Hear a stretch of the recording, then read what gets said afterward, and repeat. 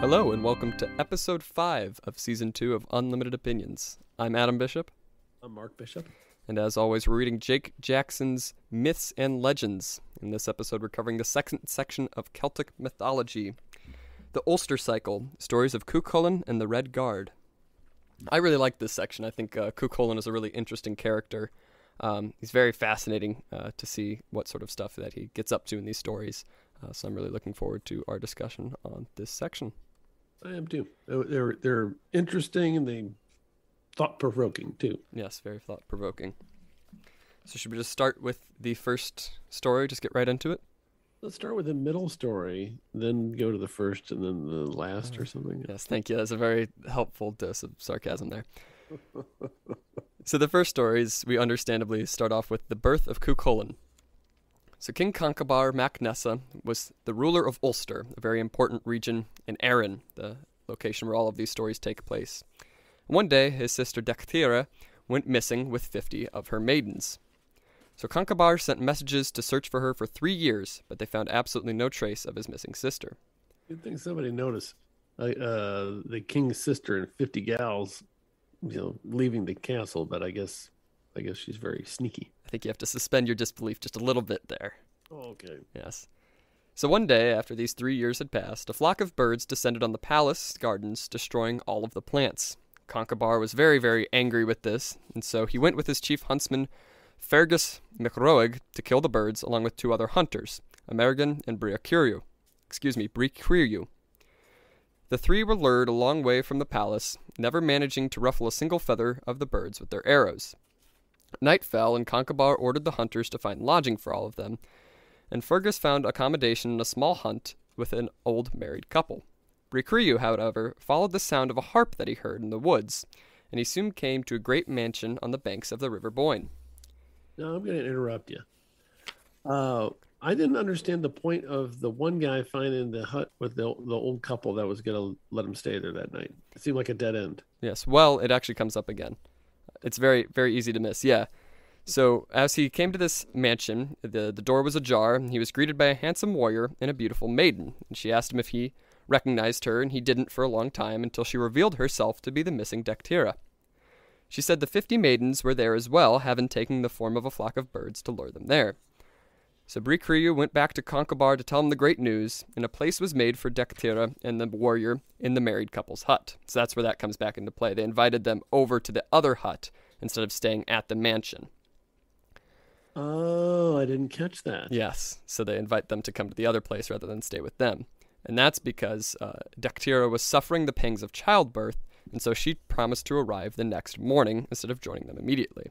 That makes sense now. Yes. Okay, thank you. And so when Conchobar awoke the next morning, he heard the cries of an infant among his men, and he found Dectera's child, but she did not show up then or any day after. This child was the son of Lugh of the Long Arm, who was the warrior that was seen with Dectera, and he was destined to achieve great things. And he was raised by Conchobar's sister Fianchcoim with her son Connla. He was named Setanta at the time, and the Druid Marin made the following prophecy about Setanta. His praise will be sung by the most valorous knights, and he will win the love of all. His deeds will be known throughout the land, for he will answer Ulster's call.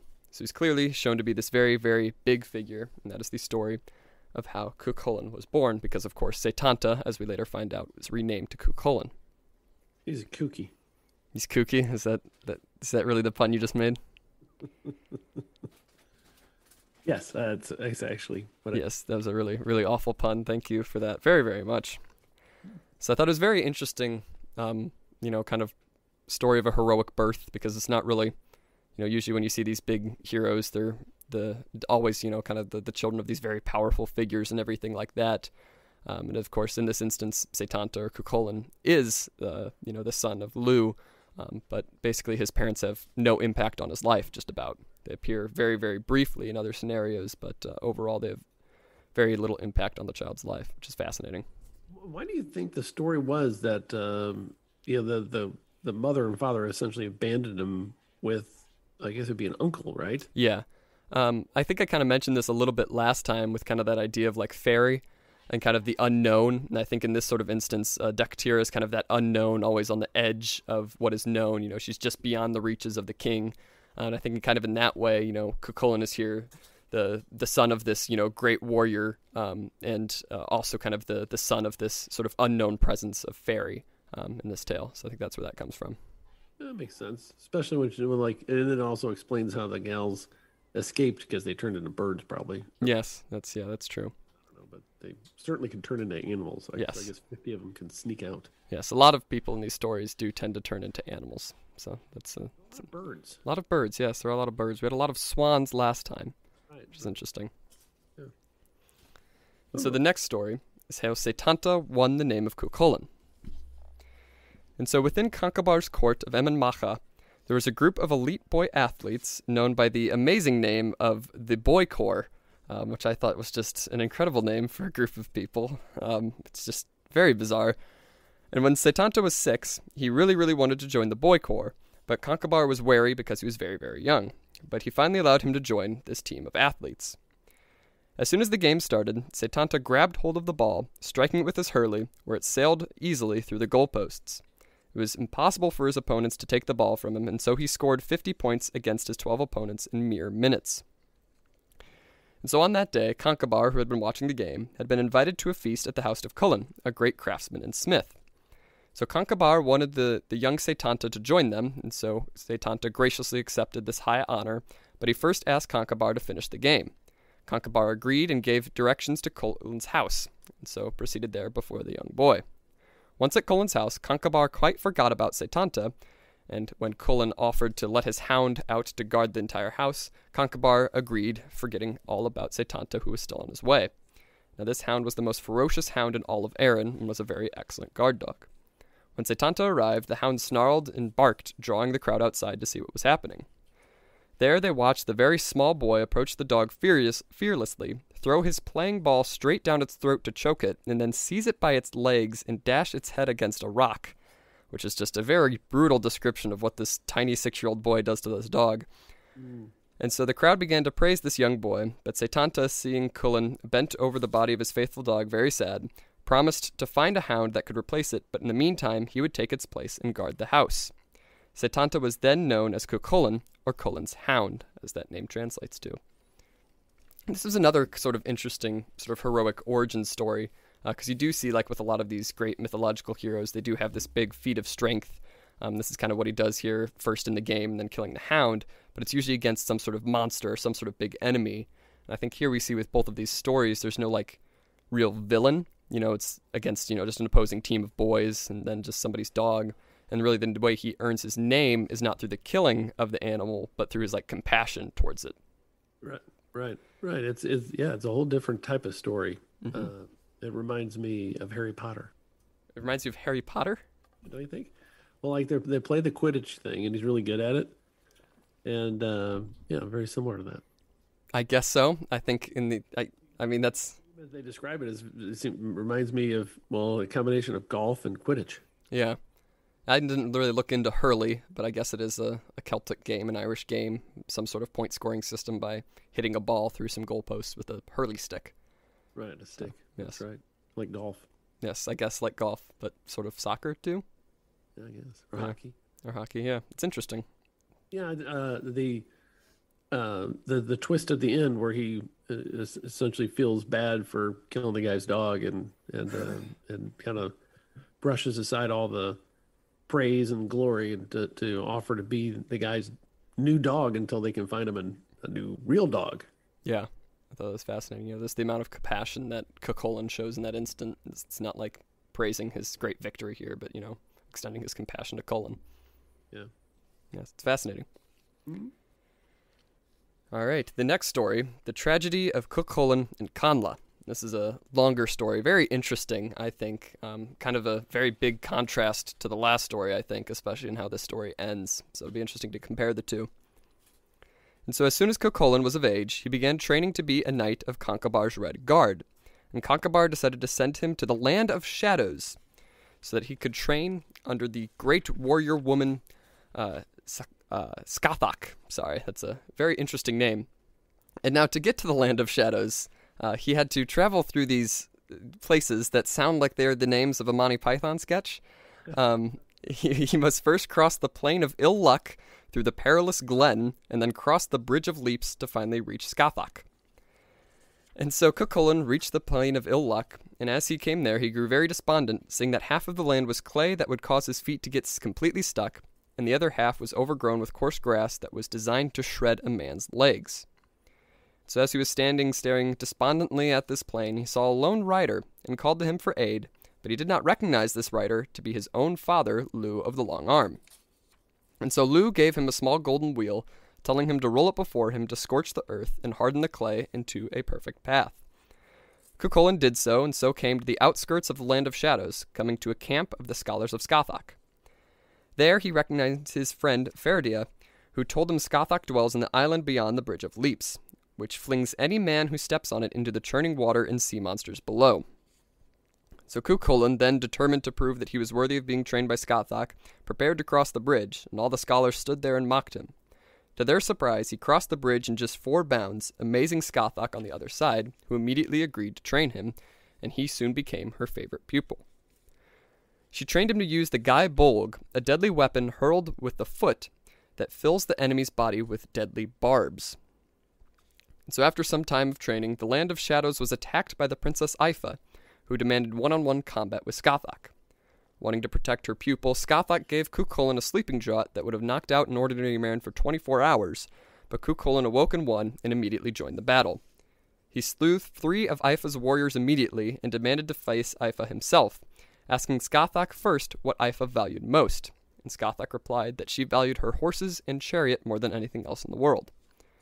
So Cuchulainn met Aoife on the path of feats, and she shattered his sword immediately in battle, leaving him defenseless. And then he decided to pull a little trick on Aoife, which does not seem like proper combat rules, telling her to turn around as her chariot and horses were being dragged away or killed. And so as she turned, he grabbed her and then... That sounds like something out of a Marx Brothers movie. Yes, it really does. Where's your chariot? Look behind you. Where's your car? And so Cuchulainn grabbed Aoife and picked her up and threw her to the ground in front of Scathach's camp. And so she begged for her life, and then agreed to be Cuchulainn's hostage for a year. And in that time of being his hostage, they became lovers, and Aoife gave birth to a son, Connla. And so when it came time for Cuchulainn to depart the Land of Shadows and return to Concabar, he gave Aoife a golden ring for Connla so he would be able to find his son. 7 years passed, and Cuchulainn took a wife named Emer back within Concabar's court, and he had become captain of the House of the Red Branch of Concabar, and he rarely thought of Aoife or Connla at all. So Connla then set out to find his father, where he came to the Strand of Footprints, where a crowd of notables had gathered, and as the young boy sat in his boat, he slung stones at birds that flew overhead, perfectly stunning them and knocking them into the water.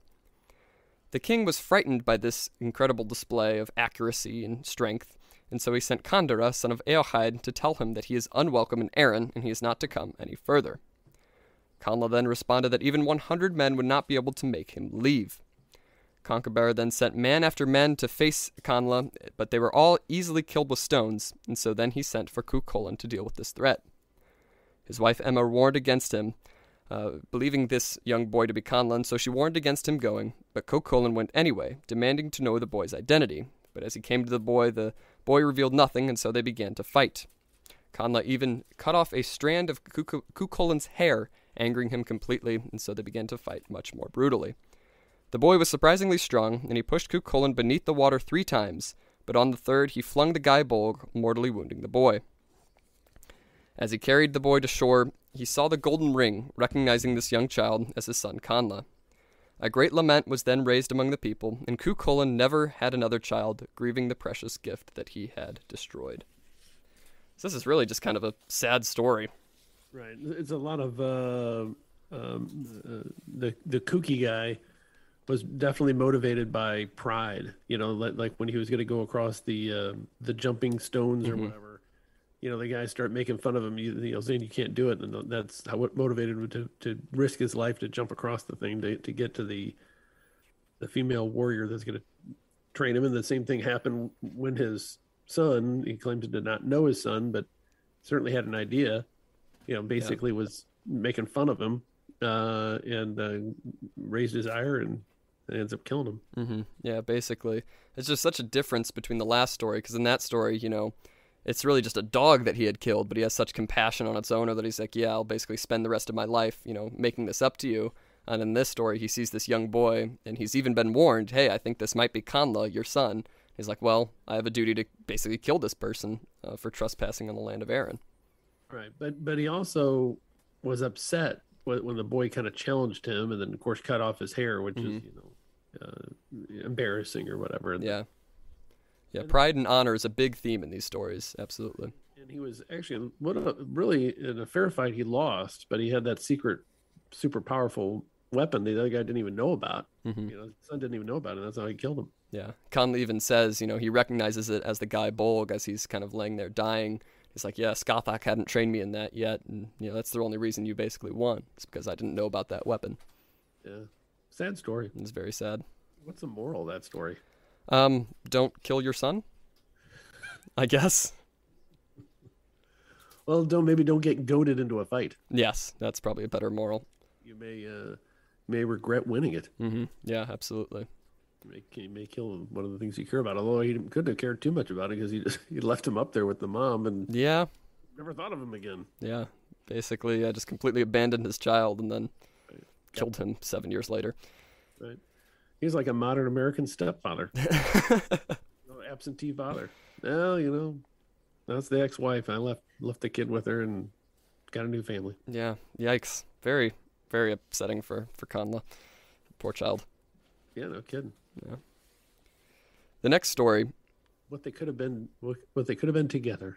Yes. Well, he even says that Connla, as he's kind of dying, is, we really missed out on, the opportunities we had together. He says, we could have conquered all the way to Rome with our combined power. Again, kind of showing the knowledge that the Celtic people had of the world outside of them, knowing the importance of Rome and that sort of thing. Yeah, and of course he was arrogant too. If he wasn't so arrogant, he wouldn't have got killed. I guess that's true, yeah. If we would have just stopped shooting stuff out of the sky and maybe said, hey, I'm not going to hurt you. I'm just coming in for a tour to see my dad. Yeah, that's true. Because he did kill a whole bunch of people before Cuchulainn ever got there. Right. So I guess, blame is shared among all of them. Mm-hmm. Yes. Agreed. The next story is almost sadder, I think. It's the combat of Ferdia and Cuchulainn. You ever think this is sadder than him kind of incidentally killing his son? I mean, I think it's described in a sadder fashion. Yes. I think there's a lot more sorrow in this story. Yeah, it's much more sympathetic to the plight of the two primary people. Yes. The other one was like, well, of course that's what he did. Yeah, basically. Yeah. And so outside Ulster, in the kingdom of Connacht, there lived a greedy queen, Medb. And again, this is a brilliant demonstration of how awful the Celtic writing systems are, because Medb is spelled M-E-D-B, which is just fantastic. And her husband, King Eitil, was kind of a pushover and just gave her everything she asked for. So she often bragged about how much richer she was than Ailill, until he one day mentioned how the prize bull of Timbernach had left her herd because she was a woman and did not respect the herd of a woman, basically. I don't know how the bull knew this, but that was very funny. Which brings up an interesting thing that we didn't mention earlier, that like the fiercest warriors and the ones training these guys are women, which I was surprised by. Mm-hmm. Yeah, that's something we kind of mentioned last episode, I think, with kind of the roles of women in these myths, and Scathach really defies that role in particular, and Maeve to a lesser extent, although she does kind of take the role of like the dangerous antagonist. Right. But yeah. Right. Mm-hmm. It's interesting. And so Maeve was then determined to find a bull of equal worth. And so she sent out the king's steward, Mac Roth, who told her of the brown bull of Cooley in Ulster. And so 9 messengers went to the bull's owner, Daire Mac Fiachna, to bring the bull, and so they tried to pay Daire with much treasure. Daire agreed at first, but as the messengers feasted, they became quite drunk. And that night they boasted that Maeve's army could have taken the bull by force very, very easily. So Daire did not like this, and so he called for Mac Roth, telling him that the people of Ulster are well equipped to combat Maeve and Ailill. And so Queen Maeve marched on Ulster, creating one of the bloodiest wars ever, with heroes from all over the country fighting each other. Fergus MacRoy and Cormac, the son of Concobar, even defected to join Maeve's army. And so when they came to Queen Maeve, Fergus and Cormac, soon warned Maeve of the threat of Cuchulainn. And so Ferdia Ferdia, I'm messing up all of these names, son of Damon, was requested to fight Cuchulainn. He at first refused, but then was mocked by druids and poets, and so he finally relented to at least meet with Medb and Ailill. No one can withstand the mocking by druids and especially poets. Yes, it even describes that they came and made up poems about, how ineffective and how they just mocked him with these poems. And said loudly so everyone could hear. Yes, that is very funny. These druids and poets prancing about his big tent. Yes, ancient district. A coward, probably in verse, Exactly. And so then, while he was in person meeting with Medb, he refused again, saying that he did not want to fight Cuchulainn out of love. But then Medb lyingly said that Cuchulainn was already bragging that Ferdia was just too afraid to fight, and so Ferdia finally agreed to fight Cuchulainn. There's the pride. Yep, it's always pride. And so, why did he even think this other guy was going to be bragging like that?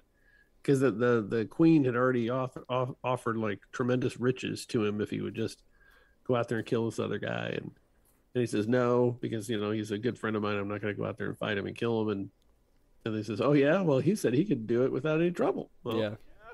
Where he goes, Yeah. Seems easily manipulated by pride. Yeah, they really are. And so when the two friends met, they were very saddened, believing that the other's treason had overcome their love. And so on the first day, they fought by hurling javelins at each other, but both were so agile that they could not hit each other, and so they called a truce for the night. The second day, they then fought with broad spears, and they suffered many wounds together, and later called a truce.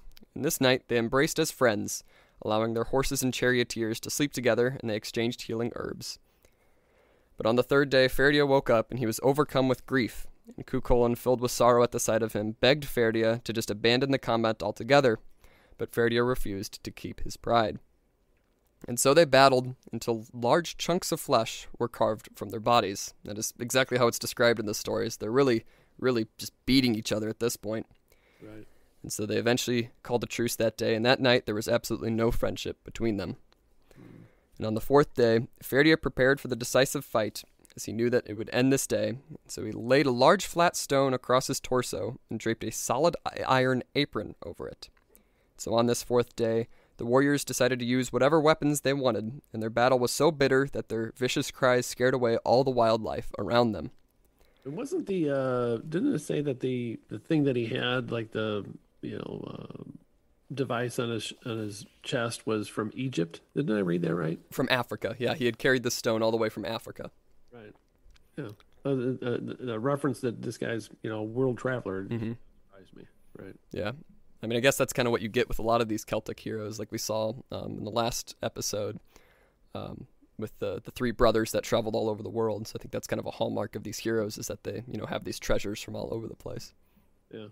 It also reminded me of the Clint Eastwood movie A Fistful of Dollars. Really?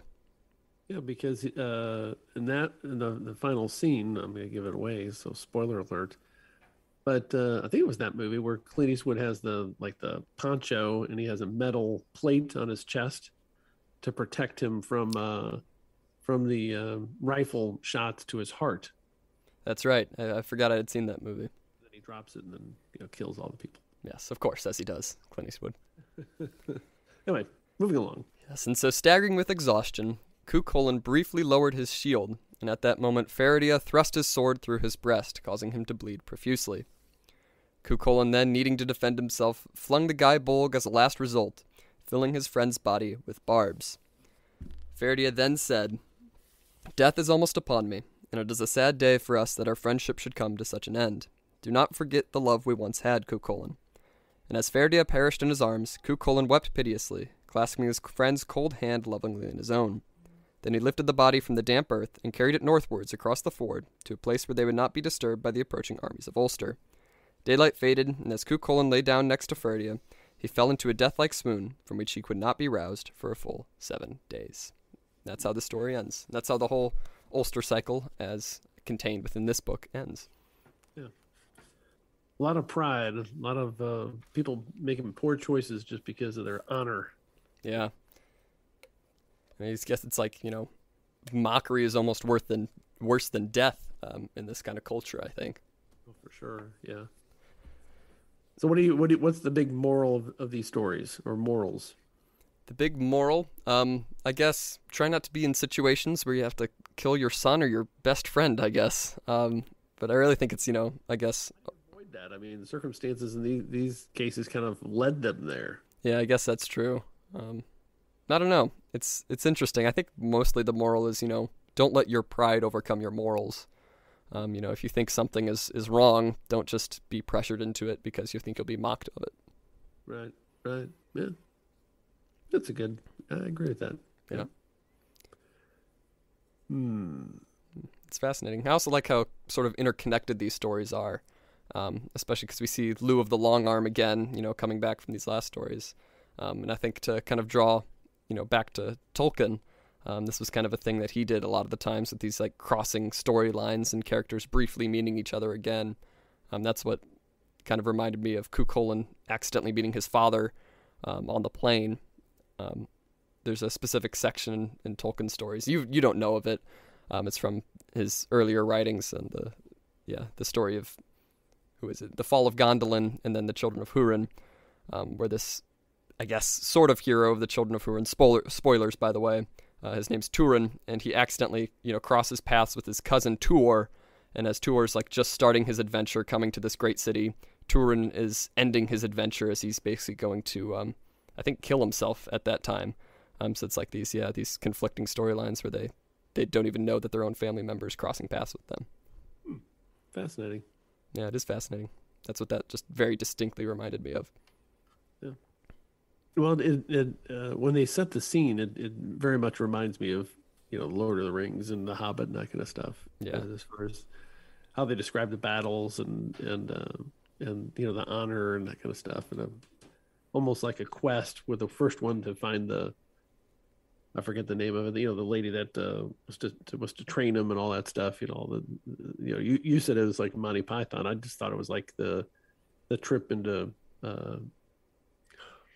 Mordor. Yeah, walk into Mordor. You have to go through the Valley of the Dead or whatever it's called. And well, the Valley of the Dead, that was a different place. You're getting confused here. Well, you know what I'm talking about, where the dead bodies are in the bog or whatever. What's that called? Oh, the Paths of the Dead. There you go. Yes, the Dead Marshes. No, not the Paths of the Dead. Sorry, the Dead Marshes. The Paths of the Dead are the ghost people that Aragorn goes to find. Oh, okay, yeah. Those guys are pretty cool. Yeah, those guys are pretty cool. Well, now, but, they breached their oath. Yes, they did break their oath. And I guess that's also kind of a motivation to bring it back to the Celtic mythologies, especially with Ferdia. He did not want to break his oath to Medb, basically. Once you've sworn to defend this person, you can't really back out of that. Right. So he should have never agreed to do it in the first place. Yeah. Because he was kind of tricked into it. Medb was saying, Cuchulainn was bragging, do something about it, basically. Right. What he should have done is he should have just gone to the kooky guy and said, hey, man, did you say that stuff about me? Can you actually not pronounce Cuchulainn's name? Is that why you've been saying the kooky guy this entire time? I can't pronounce any of their names. Yeah, I'm sure I'm butchering most of them, but through them, I recognize them, and then I don't actually like when I read them, I don't read them in my head verbally. Does that make sense? Yeah, that makes sense. I recognize character. Well, Cuchulainn, there was a pronunciation guide in the introduction to this section, so I feel like you could have at least pronounced that one. I made no effort. That's a good attitude for this podcast. That's right. Minimal effort for the Celtic myths. So we got one more section of Celtic myths? I believe one more section of Celtic myths. Yeah, I like these. These are good stories. And next time we'll be talking about Finn McCool, I think is how you pronounce his name. I should have named you that. Finn McCool Bishop. Your first name should have been Finn, and the middle name should have been McCool. Yeah. It sounds like a good cartoon character. It does sound like a good cartoon character. Like an adult cartoon character where he drinks a lot of whiskey and hangs out in the bar. That's Finn McCool. Gets into fights. Has a bad temper. You should write a TV show. I should. I've often said I should have been I should have been a writer. Yeah. It's disappointing that you're not. Disappointing to the world. I have a lot of gifts to share, and I'm just keeping them to myself. Well, now you're expressing all of your opinions here. You know, minimal effort, but unlimited opinions. It's safe because no one listens. We've gotten more downloads on these mythology episodes than we ever have on anything else. What's up with that? I don't know. I guess people are more interested in mythology than us talking about philosophy. Yeah, Western philosophy. I thought the Western philosophy stuff was a lot more interesting, but I don't know. Yeah. I guess this is easier to listen to. All right. Yeah, so that was the Celtic mythology about the Ulster cycle and about the stories of Cuchulainn. So your thoughts overall on Cuchulainn and the Ulster cycle? Oh, I think they're good lessons about is it hubris? Is that the right term? Where you, maybe that's more like where you think that you're invincible. Yeah. You know, more arrogance. But there is some arrogance and the pride, you know, that causes these guys to, even though they're great warriors, to end up in almost impossible situations. Yeah. So, but their bravery and their audacity is what makes them heroes. Yeah. So it's fascinating. It's very interesting. Very interesting. I think there's just a lot you can learn from these old stories. Yes. Yes. All right. Well, I'm looking forward to Finn McCool next episode. And of course, you can still follow us on Twitter. Chance to win a T-shirt or capital U, lowercase LMTD, opinions with a capital O. Anybody who tweets the most interesting thing at us will win a T-shirt that we have not designed yet. Yeah, we have not had a need to, but we'll get a T-shirt out to you. Yes. Make any comment whatsoever. Basically, yeah, it's a guaranteed win.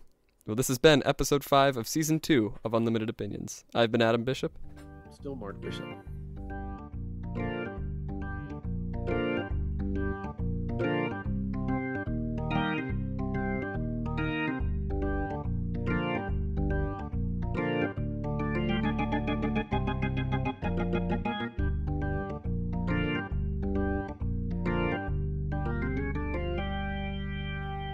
You're not Finn McCool? Never was. Not that kooky guy?